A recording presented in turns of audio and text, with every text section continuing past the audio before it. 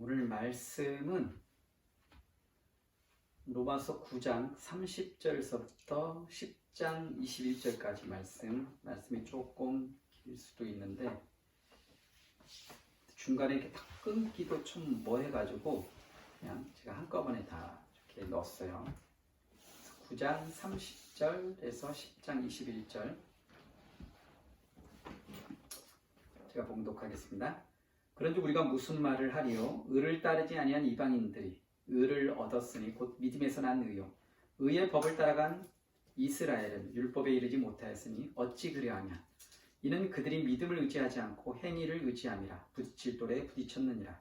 기록된 바 보라 내가 걸림돌과 거치는 바위를 시온에 두르니 그를 믿는 자는 부끄러움을 당하지 아니하리라 함과 같으니라.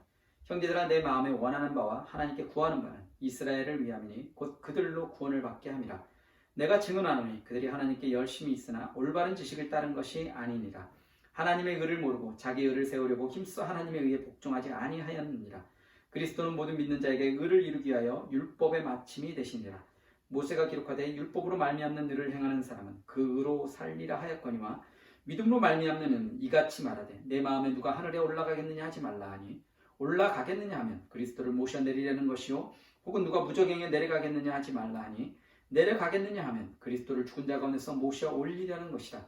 그러면 무엇을 말하느냐? 말씀이 내게 가까워 내 입에 있으며 내 마음에 있다 하였으니 곧 우리가 전파하는 믿음의 말씀이라. 내가 만일 내 입으로 예수를 주로 시인하며 또 하나님께서 그를 죽은 자 가운데서 살리신 것을 내 마음에 믿으면 구원을 받으리라. 사람이 마음으로 믿어 의에 이르고 입으로 시인하여 구원에 이르느니라. 성경에 이르되 누구든지 그를 믿는 자는 부끄러움을 당하지 아니하리라 하니 유대인이나 헬라인이나 차별이 없습니다. 한 분이신 주께서 모든 사람의 주가 되사 그를 부르는 모든 사람에게 부요하시도다. 누구든지 주의 이름을 부르는 자는 구원을 받으리라. 그런데 그들이 믿지 아니하는 일을 어찌 부르리요? 듣지도 못한 일을 어찌 믿으리요? 전파하는 자가 없이 어찌 들으리요? 보내심을 받지 아니하였으면 어찌 전파하리요? 기록된 바 아름답도다 좋은 소식을 전하는 자들의 발휘함과 같으니라. 그러나 그들이 다 복음을 순종하지 아니하였다. 이사야가 이르되 주여 우리가 전한 것을 누가 믿었나이까 하였으니 그러므로 믿음은 들음에서 나며 들음은 그리스도의 말씀으로 말미암았느니라. 그러나 내가 말하노니 그들이 듣지 아니하였느니라. 그렇지 아니하니 그 소리가 온 땅에 퍼졌고 그 말씀이 땅 끝까지 이르렀도다 하였느니라. 그러나 내가 말하노니 이스라엘이 알지 못하였냐? 먼저 모세가 이르되 내가 백성 아닌 자로서 너희를 시기하게 하며 미련한 백성으로서 너희를 노엽게 하리라 하였고 이사야는 매우 담대하여 내가 나를 찾지 아니한 자들에게 찾은 바 되고 내게 묻지 아니한 자들에게 나타난도라 말하였고 이스라엘에 대하여 이르되 순종하지 아니하고 거슬러 말하는 백성에게 내가 종일 내 손을 벌렸노라 하였느니라. 아멘.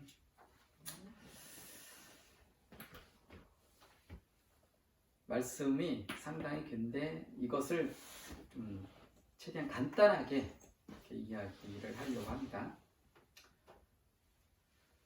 오늘 보면 9장 30절에서 33절 그 말씀은 율법의 행위를 의지하는 이스라엘에 대해서 이렇게 말을 하고 있습니다.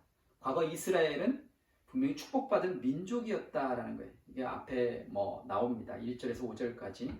그런데 혈통적으로 이스라엘은 구원에 이른 것이 아니라 오직 약속의 자녀만 하나님의 주권적 선택에 의해서 구원의 이름을 그 앞부분에서 밝혔습니다. 그래서 13절까지 그런 것을 밝히고 하나님의 주권적 선택에 의해서 구원의 이름을 밝힌 앞부분에서 본달락부터는 현재 이스라엘이 구원에서 멀어진 그런 비극적인 상황을 다루고 있습니다.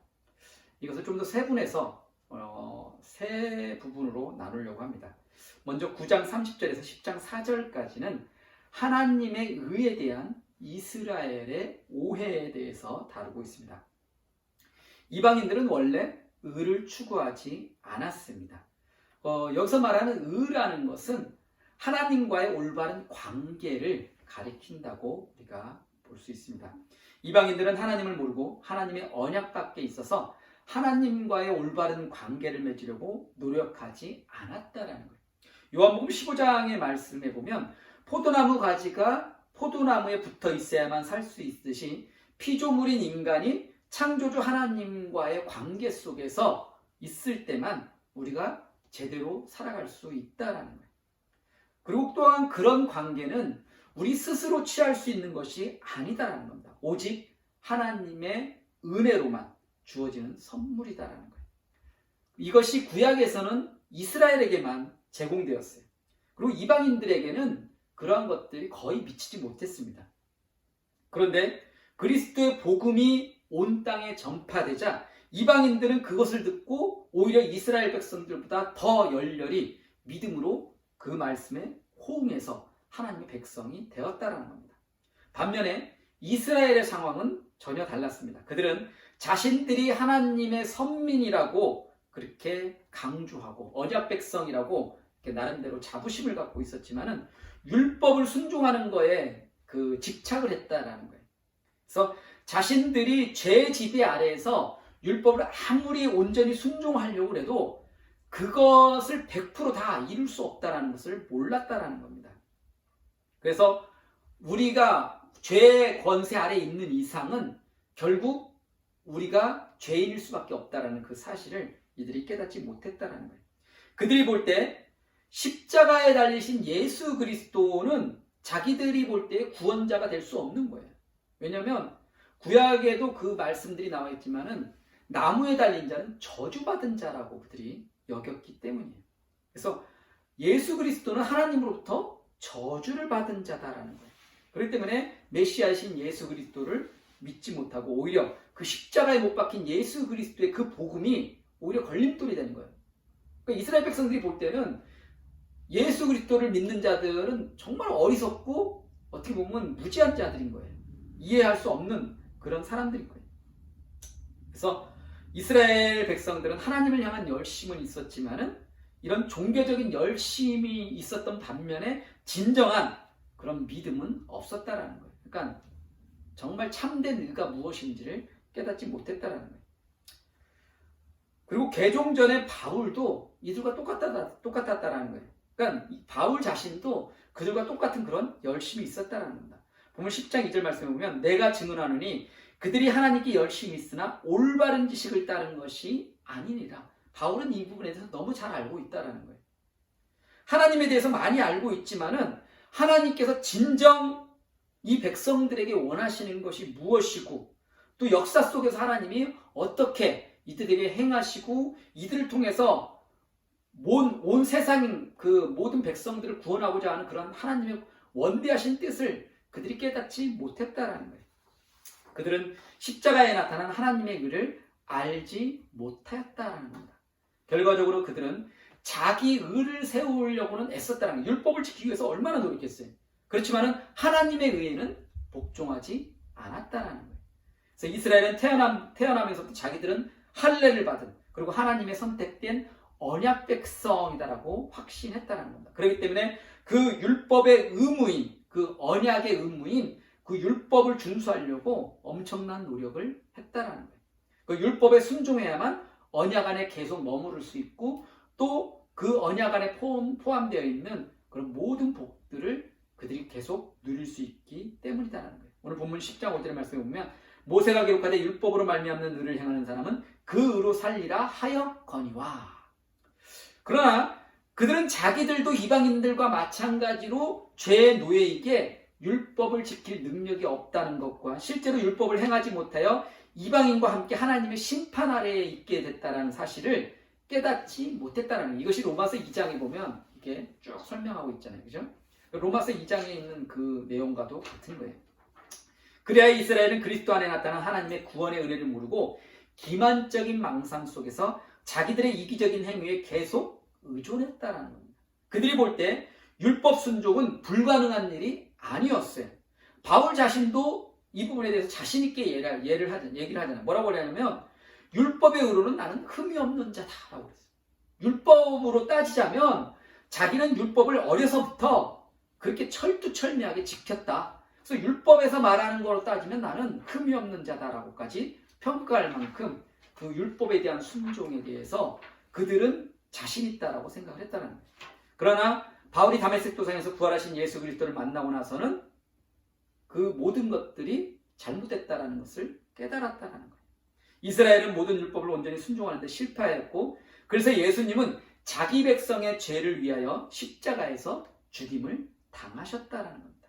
이 죽임을 통해서 새로운 언약을 세우셨는데 그것이 뭐냐면 이제 예수 그리스도의 그 대속적인 죽음을 믿는 모든 자들이 하나님의 새로운 언약 백성이 된다라는 겁니다. 그래서 율법을 따르는 이스라엘 백성들이 자동적으로 언약 백성이 되는 것이 아니라 이제는 새로운 법, 새로운 그 성령의 법, 그것을 따르는 자들, 그들을 통해서 하나님의 새로운 언약 백성을 만드신다라는 거예요. 율법은 더 이상 이스라엘의 특권의 상징이 아니다라는 겁니다.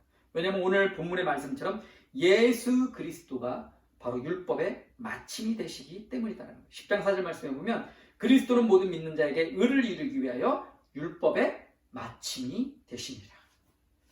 그리고 두 번째 부분은 보면 10장 5절부터 13절까지인데 여기는 율법으로 말미암는 의와 믿음으로 말미암는 의에 대해서 이야기를 합니다. 이스라엘이 추구한 율법으로 말미암는 의에 대해서 모세는 율법을 행한 자는 그것으로 살 것이다 라고 기록해 있다는 겁니다. 레위기 18장 5절 말씀에 보면 너희는 내 규례와 법도를 지키라. 사람이 이를 행하면 그로 말미암아 살리라. 나는 여호와이라. 하나님께 분명히 말씀하셨어요. 이스라엘 백성들에게 모세에게 율법을 주실 때 너희는 내 규례와 법도를 지키라. 그리하면 그로 말미암아 너희는 살 것이다. 이 율법 준수는 모세 언약의 의무다라는 거예요. 그래서 이미 수립된 그 언약 안에 계속 머무르면서 그 안에 포함된 모든 복도를 계속 누리기 위한 조건이다라는 거예요. 그렇지만 그것이 새로운 하나님의 백성이 되는데 기여하는 그 부분은 없다라는 거예요. 반면에 믿음으로 말미암는 의는 우리가 쉽게 다가갈 수 있는 예수 그리스도를 우리에게 제시해주고 있다라는 겁니다. 그래서 그런 말씀, 비유적인 말씀들을 쭉 얘기하고 있어요. 우리는 그리스도를 모셔내기 위하여 하늘에까지 올라갈 필요도 없고 또 그리스도를 죽은 자 가운데서 모셔 올리기 위해서 음부에까지 내려갈 필요도 없다. 이게 10장 6절 7절 말씀에 나오죠. 그죠?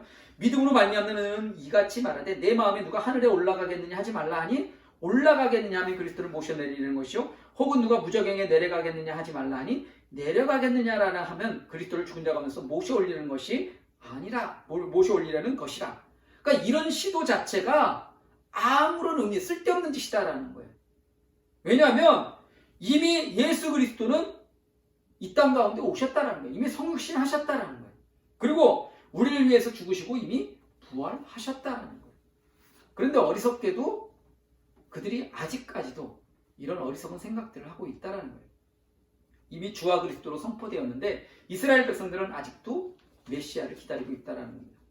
예수 그리스도는 이제 믿는 자들이 즉시 접근할 수 있는 그런 분이시다라는 거예요. 예수 그리스도는 믿음의 말씀, 우리가 이것을 복음이다라고 얘기를 하죠. 믿음의 말씀 안에서 우리 앞에 나타나셨다라는 거예요. 지상에서 예수 그리스도의 임재는 연장되거나 반복될 필요가 전혀 없다라는 거예요. 그러므로 우리에게 절대적으로 요구되는 한 가지가 있는데 그게 뭐냐면 믿음이다라는 거예요. 그 말씀이 다스리는 곳에서 그것을 아멘으로 순종할 수 있는 그 믿음. 그래서 오늘 본문 10장 9절 10절 말씀에 보면 내가 만일 내 입으로 예수를 주로 시인하며 또 하나님께서 그를 죽은 자 가운데서 살리신 것을 내 마음에 믿으면 구원을 받으리라. 사람이 마음으로 믿어 의에 이르고 입으로 시인하여 구원에 이르느니라. 여기에 바로 바울 복음의 핵심이 나타나 있다라는 겁니다. 그것은 예수 그리스도의 그 사건은 종말론적인 사건이다라는 거예요. 그래서 예수님은 인간의 몸으로 오셔서 죽으시고 부활하셔서 그리고 새로운 시대를 우리에게 도래시키셨고 온 우주 만물의 주가 되셔서 다스리신다라는 거예요. 그래서 우리가 이러한 사실을 마음으로 믿고 입으로 시인할 때 그리고 교회 앞에서 공개적으로 우리가 고백하면 구원에 이르게 된다라는 거예요. 그래서 본문 오늘 10장 11절 말씀 보면 성경에 이르되 누구든지 그를 믿는 자는 부끄러움을 당하지 아니하리라. 그래서 예전에 이 부분을 제가 설교를 할 때 그 당시에 예수를 믿는다라고 고백한다라는 것은 목숨을 건 일이다라고 얘기를 한번 했던 적이 있어요. 그러니까 단지 그냥 나 예수님 믿어요 이런 게 아니라 너 예수 믿을래? 아니면 예수님 거부하고 살래? 이런 말인 거예요. 그러니까 예수님을 믿는다라는 것은 죽을 각오가 되어 있다라는 그런 의미였어요. 당시 로마 시대 때는. 그러니까 그 부분을 염두에 둔 그런 말씀이 돼요. 그리고 세 번째 부분은 10장 14절에서 21절인데 복음에 대한 이스라엘의 불순종에 대해서 이야기를 합니다. 오늘 본문 10장 14, 15절에 보면 그러니 그들이 믿지 아니하는 일을 어찌 부리요 듣지도 못한 일을 어찌 믿으리요 전파하는 자가 없이 들으리요 보내심을 받지 아니했으면 어찌 전파하리요 기록된 바 아름답도다 좋은 소식을 전하는 자들의 발의함과 같으니라. 즉 보내심을 받지 않았다면 전파하고 듣고 믿고 부를 수 없다라는 거예요. 사실 사도들과 선교사들이 예루살렘부터 시작해서 로마에 이르기까지 복음을 전했어요. 처음엔 유대인들이었어요. 그리고 그 다음에 이방인들이었다라는 거예요. 근데 대다수의 유대인들은 그 복음을 믿지 안 했다는 거예요. 복음에 순종치 아니하였다는 거예요. 그래서 단지 무관심한 것이 아니라 하나님의 은혜에 반응하기를 명백히 거절했다는 거예요. 그래서 오늘 본문 10장 16, 17절에 보면 그러나 그들이 다 복음을 순종하지 아니하였도다. 이사야가 이르되 주여 우리가 전한 것을 누가 믿었나이까 했으니 그러므로 믿음은 들음에서 나며 들음은 그리스도의 말씀으로 말미암았느니라. 이들은 분명히 복음을 들었다라는 거예요. 그리고 복음이 세계에 편만하게 선포되었기 때문에 그것을 듣지 못했다라고 변명하는 것은 이것은 잘못된 것이다라는 거예요. 그렇지만 그들이 듣기는 들었으나 복음의 의미를 이해하지 못했다라는 거예요. 그러니까 어떻게 보면 복음을 들으면서도 그냥 코수승 치는 거죠. 그러니까 코수승 치면서 저 어떻게 보면 하나님의 이름을 망령되이 일컫는 자가 되는 거고 자칭 하나님의 아들이라 했으니까 예수 그리스도는 이스라엘 백성들이 보기에는 유대인들이 보기에는 예수 그리스도는 흔히 말하면 하나님의 이름을 망령되이 일컫는 자와 똑같은 거예요. 그러니까 그들은 그거에 대해서 깨닫지 못했다는 거예요. 예수가 진정한 메시아인 것을 그들이 인정했다면 그들이 바뀌었을 건데 예수가 메시아가 아니니까 그들은 그걸 인정치 못하는 거예요. 그러니까 또 다른 메시아를 지금도 그들은 아직도 지금 유대인들 랍비들 보면 아직도 메시아를 기다리고 있어요. 자기들이 고대하는 메시아는 아직 오지 않았다라고 그들은 이야기를 하고 있어요. 그래서 이스라엘이 은혜의 복음과 이방인들을 위한 하나님의 구원 계획을 몰랐다라고 하는 것은 말이 안 된다는 거예요. 그들은 이미 우리보다도 훨씬 더 구약의 말씀에 대해서 너무 잘 알고 있다는 거예요. 그래서 모세는 신명기 32장 21절 말씀을 오늘 19절 말씀에서 인용하는데 이렇게 얘기해요. 내가 백성 아닌 자로서 너희를 시기하게 하며 미련한 백성으로서 너희를 노엽게 하리라. 그리고 이사야도 내가 나를 찾지 아니한 자들에게 찾음 받고 내게 묻지 아니한 자들에게 나타났노라. 오늘 20절 말씀이죠. 그죠? 이렇게 담대히 말했다는 거예요. 그래서 마지막 말씀처럼 이스라엘은 자기들의 불신앙에 대해서 핑계할 수 없는 것은 하나님은 그런 이스라엘에게 누가복음 15장 11절 이하의 아버지처럼 종일 손을 벌리고 계셨기 때문이다라는 거예요. 지금도 하나님은 이스라엘 백성들이 돌아오기를 기다리신다라는 거예요. 그리고 또 그렇게 역사를 이뤄 가실 거다라는 거예요. 그렇게 약속하셨기 때문에 이스라엘 백성들에게 분명히 그 남은 자들을 어떻게 돌아오게 할 것이다라고 하나님은 약속하셨다는 거예요. 그래서 마지막 21절 말씀에 보면 이스라엘에 대하여 이르되 순종하지 아니하고 거슬러 말하는 백성에게 내가 종일 내 손을 벌렸노라 하였느니라. 이것이 하나님의 자비요 은혜다라는 겁니다. 이렇게 끊임없이 하나님을 거부하고 하나님을 반항하고 하나님을 외면하는 이스라엘 백성들을 끝까지 용서하시고 그들을 품으시려고 하는, 그러니까 그들을 보듬어 안으시려고 하는 하나님의 사랑이 오늘 말씀 속에서도 나타나고 있다라는 거예요. 그래서 오늘 이 말씀들을 통해서 우리가 예수 그리스도를 통해 새로운 하나님의 언약 백성이 됐다라는 것, 그것은 엄청 감사할 일이고 또 이스라엘 백성들 또한 나중에 분명히 이 새로운 언약 백성 안으로 들어오게 될 것이다라는 거예요. 그들 가운데서도 분명히 하나님께서 하나님 택하신 자들을 부르신다라는 거예요. 그 말씀을 잘 기억하고 또 하나님 말씀 속에서 살아가는 귀하고 복된 하루 될 수 있기를 간절히 소망합니다. 기도드리겠습니다. 거룩하신 하나님, 오늘 우리가 하나님의 말씀을 통해서 우리가 새로운 언약 백성을 우리가 다시금 깨닫습니다. 비록 이스라엘 백성들이 끝까지 하나님을 배반하고 하나님을 외면했지만 그럼에도 그들을 포기하지 않으시고 품으시는 그 놀라우신 하나님의 사랑을 우리가 말씀을 통해 느낍니다. 주님, 이처럼 하나님은 어제나 오늘이나 영원토록 동일하신 하나님이신 것을 우리가 믿습니다. 그 하나님께서 우리의 앞길을 늘 친히가 앞서서 인도하시며 또 우리를 통해서 영광 받으시기를 원하시는 것을 우리가 깨닫습니다. 하나님의 크신 뜻을 우리의 삶 가운데 보여주시고 하나님의 능력을 나타내 보이시옵소서. 이 모든 건 우리 주 예수 그리스도의 이름으로 기도드립니다.